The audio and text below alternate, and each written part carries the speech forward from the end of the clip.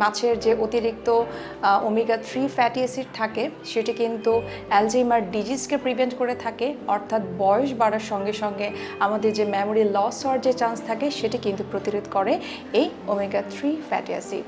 এছাড়াও এই মাছের তেল পার্কিনসন্স ডিজিজকে প্রতিরোধ করে, আমাদের দেহের যে ফ্রি রেডিকালস থাকে ক্ষতিকর সেটিকেও কিন্তু অনেক বেশি দূর করে ফেলে এই মাছ।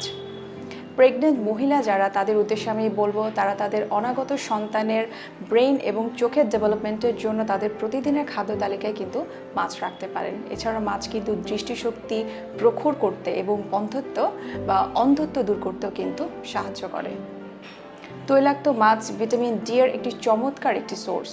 মাছের তেল বাচ্চাদের এবং বড়দের টাইপ 1 ডায়াবেটিস দূর করে থাকে। এছাড়াও যাদের ঘুমের সমস্যা রয়েছে এবং যাদের চোখের ছানি পড়ার সমস্যা রয়েছে তাদের জন্য কিন্তু মাছ খুবই উপকারী একটি খাবার।